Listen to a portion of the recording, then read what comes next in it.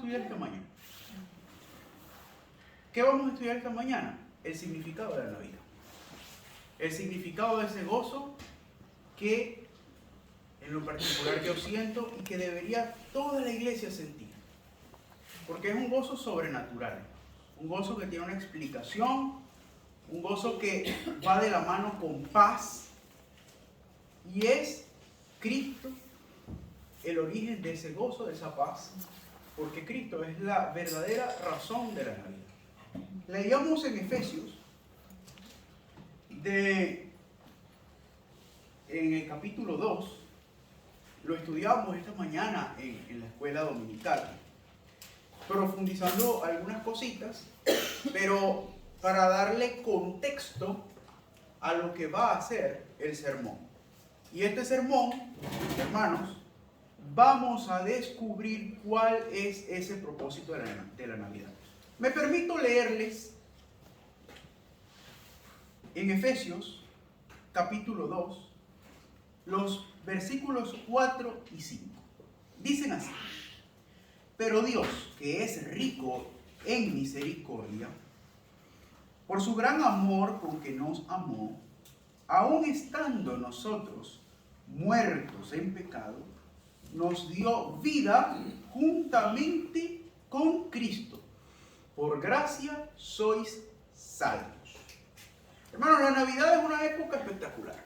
Espectacular porque aparentemente el ambiente se llena de alegría. Vemos los ayuntamientos que invierten dinero para embellecer la ciudad, para poner luces. Vemos la gente cómo se esmera en dar regalos durante esta época. Vemos cómo muchas familias se esmeran en reunirse durante la Navidad, a pesar de que en muchos casos hay muchas distancias de por medio.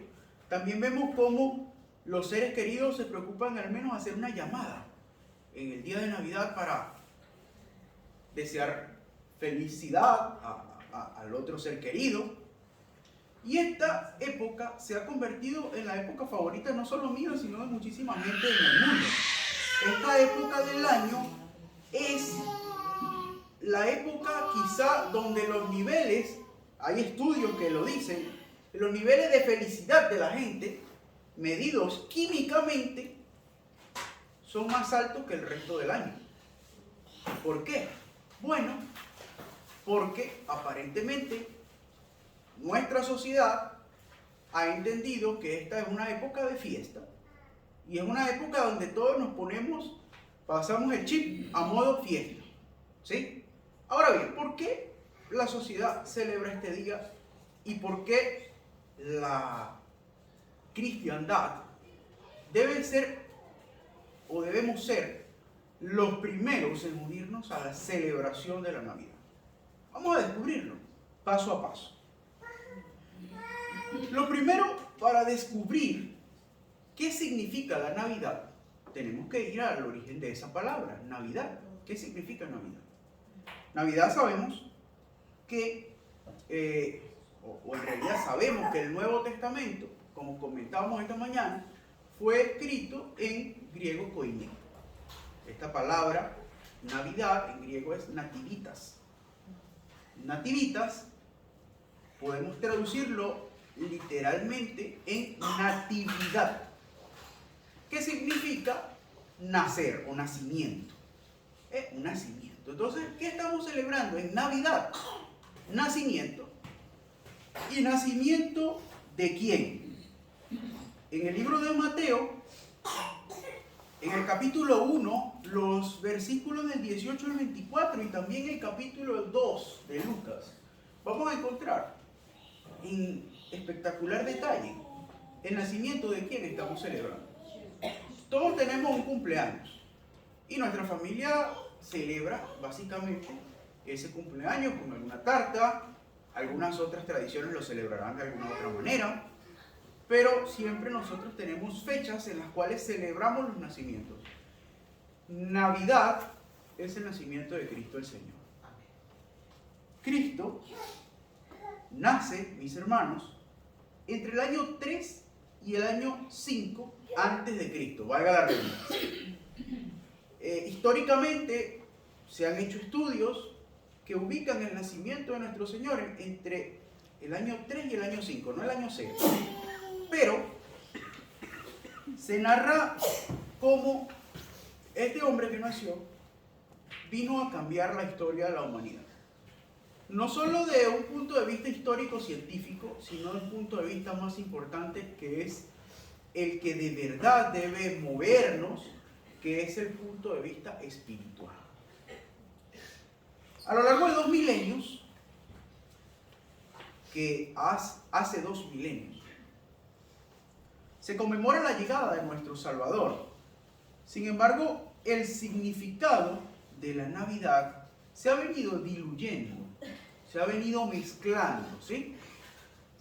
En primer término, porque los estudios también históricos nos muestran que en pleno invierno tan frío probablemente no haya nacido nuestro Señor, sino que la Iglesia romana utilizó fechas de culto pagano para allí introducir la imagen de Cristo.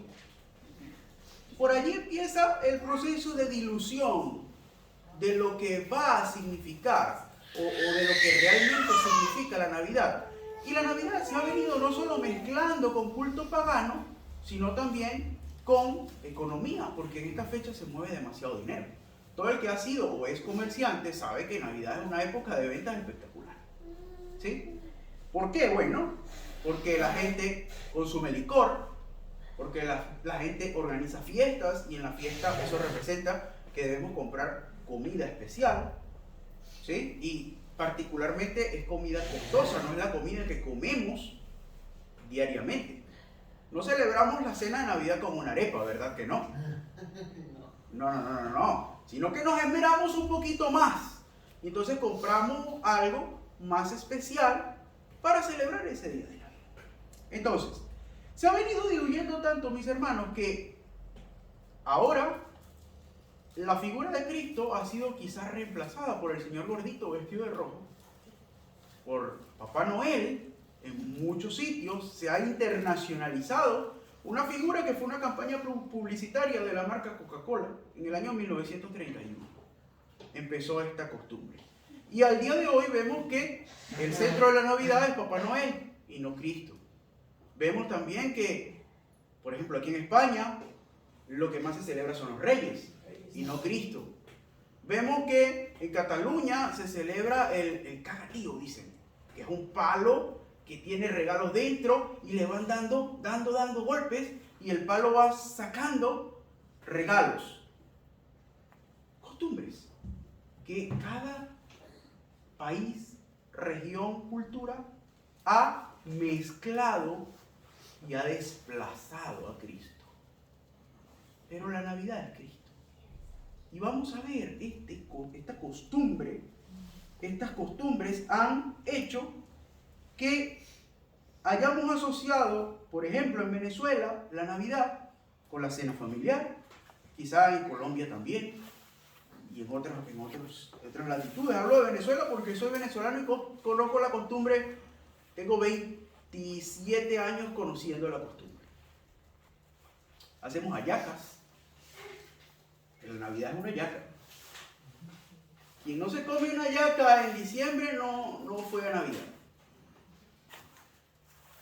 Pernil al horno. Si no hay pernil el 25 y el 24 de diciembre, no fue Navidad.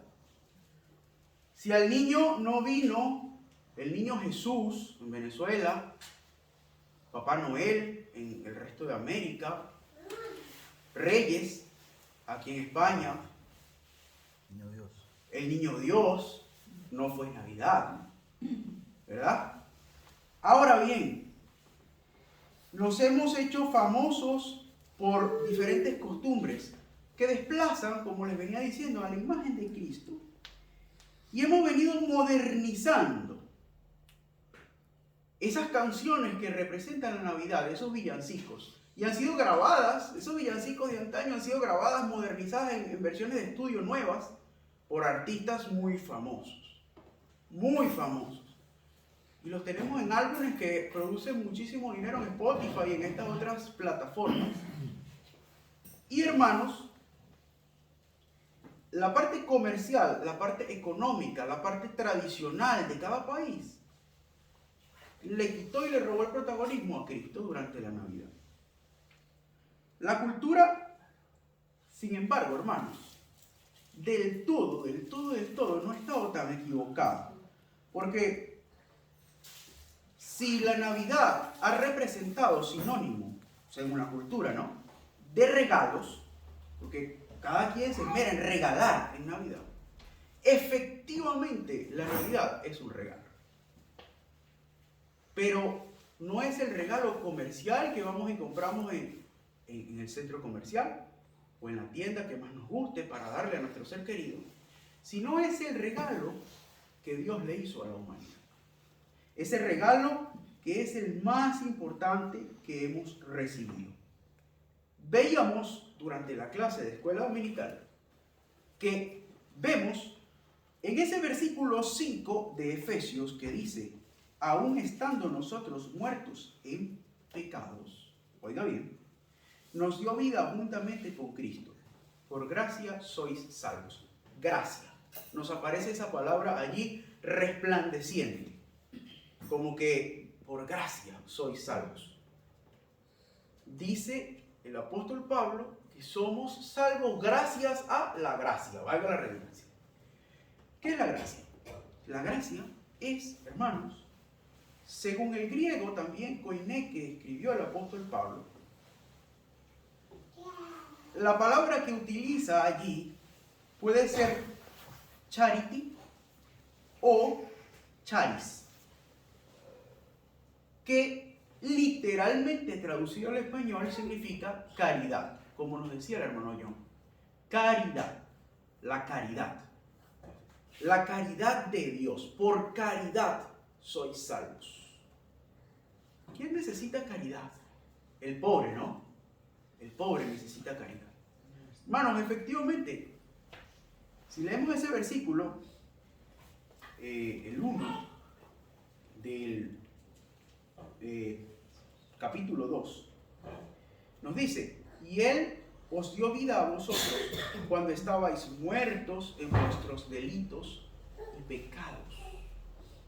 Si había algo de la creación de Dios que carecía, porque pobreza es carecer, ser carente de, no solo de dinero, ojo, hay gente pobre en alegría, hay gente pobre en paz, hay gente pobre en salud, en espíritu, hay muchísimos tipos de pobreza. Nosotros estábamos pobres en vida, nos lo dice el apóstol. Estabais muertos, y la muerte es la ausencia de vida. Y como estábamos muertos, el Señor, que es dueño de todas las cosas y es misericordioso y es amor, fue generoso y nos dio la caridad de la vida por medio de Cristo Jesús. Es necesario que centremos nuestra mente en este momento y nos demos cuenta del tamaño del regalo que recibimos la primera Navidad. Esa Navidad que se celebró en ese pesebre, donde una familia había sido trasladada para hacer un censo que estaba organizando el Imperio Romano para conocer toda la población de la provincia de Jerusalén y de todo Medio Oriente que tenían conquistado. Entonces estaban haciendo ese censo y debe José y María trasladarse a Belén.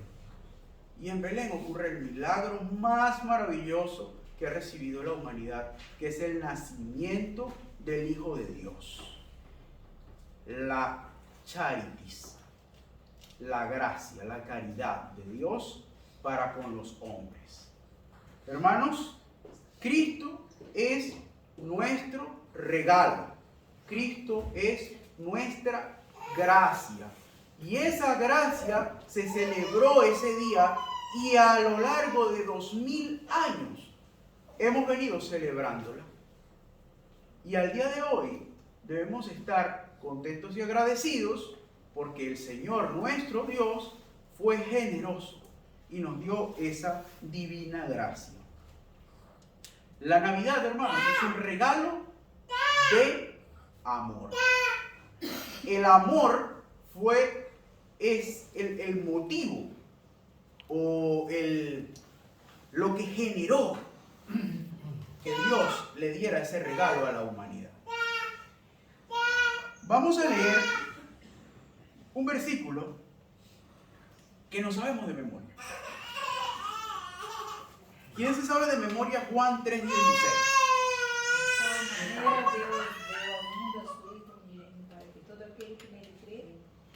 No se pierda.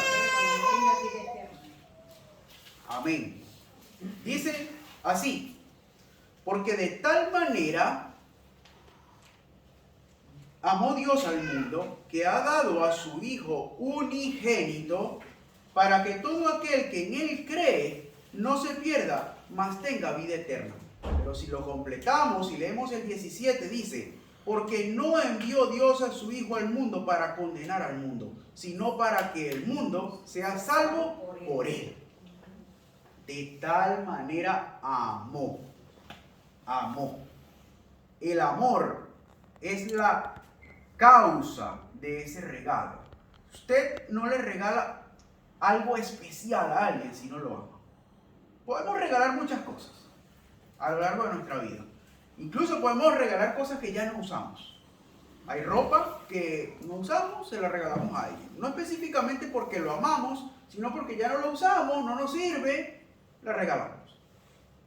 Pero cuando usted se esmera por buscar eso que a esa persona le vaya a agradar, le vaya a hacerlo sentir feliz, usted lo hace por amor a esa persona.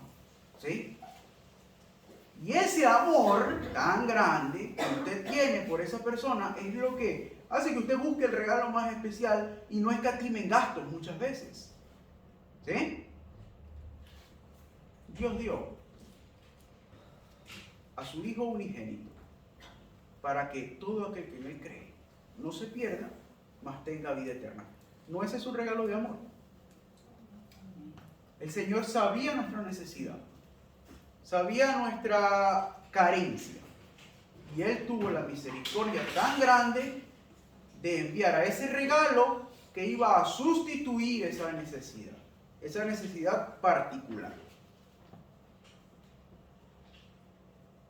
Dios tiene muchísimas características, muchísimas.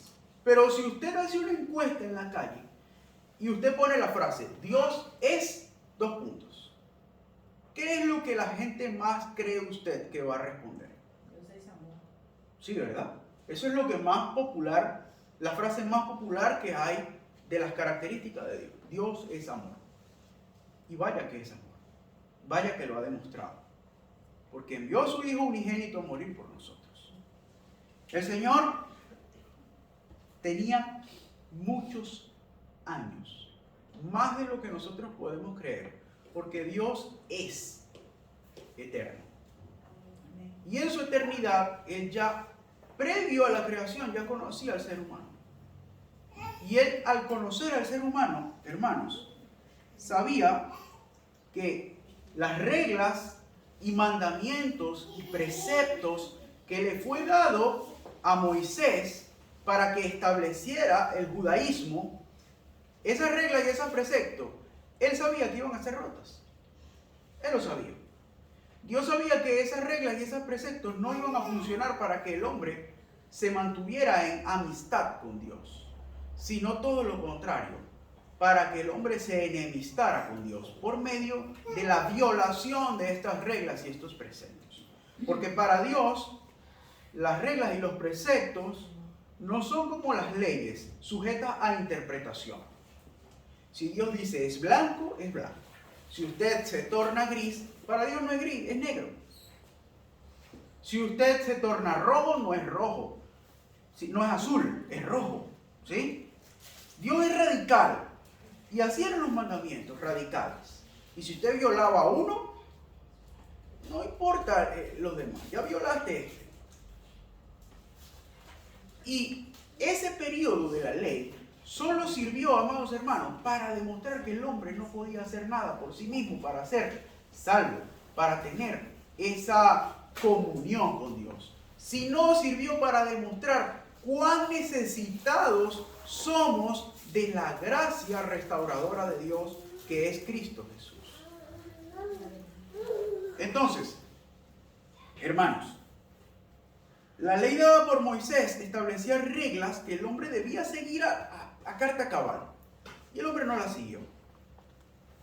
Ahora bien, Dios ha dado un regalo que provee al hombre de la capacidad de establecer o de reconocer que Dios es el hacedor del milagro de la salvación, que Él es el hacedor del milagro de la gracia, y que el hombre no tiene nada que hacer por sí mismo, sino que Él, por Él, como lo dice en el versículo 5 de Efesios, por gracia sois salvos.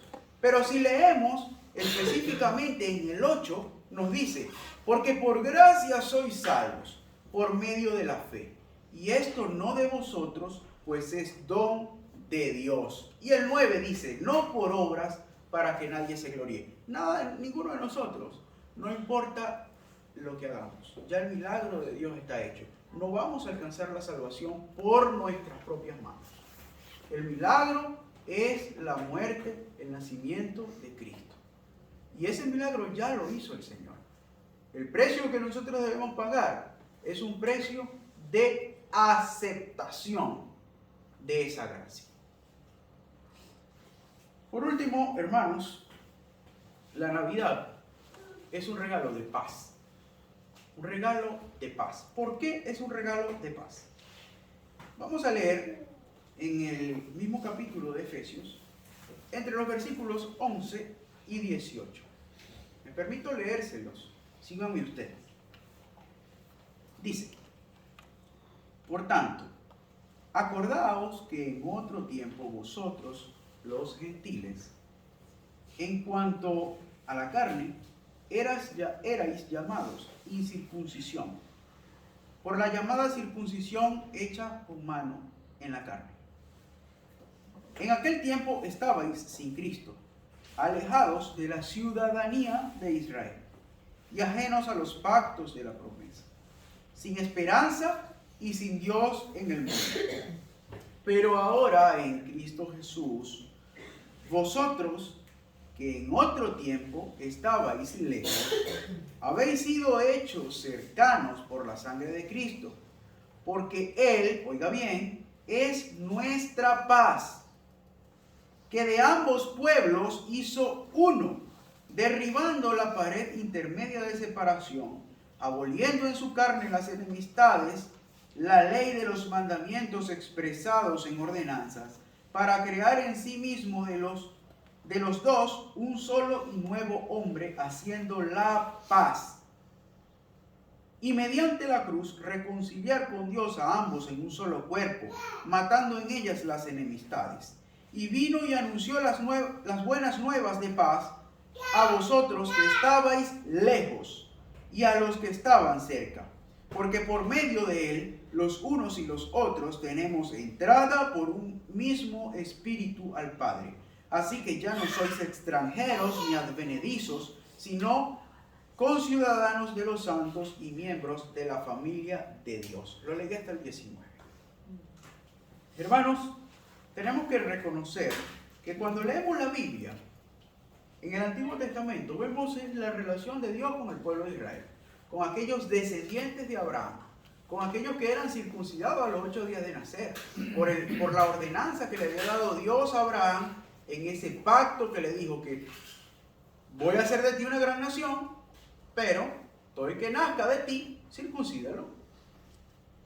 Y esto te servirá de señal para los demás pueblos de que tú eres diferente, de que tú eres mi pueblo. Hermanos, todo aquel que no era del linaje de Abraham no tenía a Dios en el mundo. No tenía promesas en el mundo. Las promesas del Antiguo Testamento son para Israel nación, para los descendientes de Abraham solamente. Pero Cristo, nos lo dice el apóstol Pablo, derribó esa pared que había en el medio y hizo de ambos uno, permitiendo hacer algo posible, y es un injerto en el pueblo de Israel, un injerto que se adquiere bajo la herencia de Cristo, bajo el reconocimiento de Cristo como Señor. ¿Cómo es eso? Básicamente, si Dios le ordenó a Abraham circuncidar para reconocer que era el pueblo de Dios, ahora mismo el camino no es una circuncisión física, sino un acto de aceptación de Cristo a nivel espiritual para que Él sea el Señor y nos dé ese Espíritu Santo que nos hace apartados del resto del mundo, nos hace santos, nos hace diferentes. Entonces, hermanos míos, la salvación es paz para el resto de la humanidad que no tenía la capacidad de relacionarse con Dios porque Dios había seleccionado al pueblo de Israel. El regalo amoroso que Dios nos da es a su Hijo, y con su Hijo tenemos la entrada en el pueblo de Israel. Cuando un padre fallece, ¿a quién le deja la herencia? Sí, ¿verdad? A sus hijos, a sus herederos, que son sus hijos o todos aquellos que él haya seleccionado. ¿Sí? Igualmente, Dios tiene una herencia. La herencia de la vida eterna, la herencia de su bendición, la herencia de pertenecer. Lo dice el apóstol Pablo, a su familia. Versículo 19 nos lo dice: así que ya no sois extranjeros ni advenedizos, sino conciudadanos de los santos y miembros de la familia de Dios. De la familia de Dios. Nosotros podemos acceder a la familia de Dios aceptando a su Hijo como regalo de salvación. Y ese regalo puede incluirnos en el testamento del Señor. Y su promesa es la vida eterna. La gracia de Dios es ese testamento abierto en el cual usted voluntariamente puede inscribir su nombre. Pero debe ser una decisión voluntaria. El Señor es tan bueno que dejó el testamento sobre la mesa, con el lápiz al lado, con el boli al lado. Usted, si quiere, inscríbase y forma parte de la herencia del Señor. Y ese es el regalo de la Navidad. El regalo de la capacidad que tenemos todos nosotros de aceptar al Señor como Salvador. Sin duda, la Navidad debe ser la fecha más celebrada por el cristiano. ¿Por qué? Porque ya no debemos verla como una época de celebración cualquiera. No debemos verla como esa época donde regalamos, donde disfrutamos, donde festejamos, sino debemos verla como la época donde nosotros mismos recibimos el regalo más maravilloso que puede recibir cualquier ser humano: a Cristo. Amado hermano, Dios en Navidad se acordó de usted y se acordó de mí. Se acordó porque vio la necesidad que teníamos e hizo un acto bondadoso de caridad. Un acto donde suplió nuestra necesidad, donde vio que estábamos muertos en delitos y pecados y nos dio vida por medio de Cristo. Se conmemora en la Navidad la cumbre máxima, el monte más alto, el Everest del cristianismo. No hay cristianismo sin Navidad. La Navidad es el cristianismo. Celebrarla es básicamente la fiesta de que Cristo vino a darnos vida y a darle en abundancia, como Él mismo lo dice. Para recapitular y finalizar, hermanos, debemos recordar que esta fecha es el nacimiento del Señor. La Navidad no son regalos, no son juguetes, no son cenas familiares, no es la llamada al familiar, sino que es Cristo. La Navidad es el regalo, la caridad de Dios con la humanidad. Es además una fecha donde la humanidad recibió el amor de Dios. El amor de Dios se expresó en Navidad, dándonos a su Hijo. Y por último, la Navidad es la paz de que somos herederos del reino de Dios, coherederos juntamente con Cristo, nos llama el apóstol Pablo. Y que hoy podemos gozar de esa tranquilidad, de que estamos dentro de las promesas del Señor. Y que somos, y que fuimos adoptados en su pueblo, en sus elegidos. Vayámonos de aquí con el gozo y con la paz. Esas dos cosas van juntas. Que estamos a punto de recibir la Navidad. Prontito se está celebrando ya, y celebre con mucha alegría. Dígale a su familia, a sus amigos, que la Navidad es Cristo y que la Navidad fue el regalo más espectacular que recibió la humanidad y que el hombre debe celebrar la Navidad porque es, como les dije yo, la caridad que Dios tuvo con el ser humano. Que Dios les bendiga, mis hermanos. Vamos a tener un momento de oración.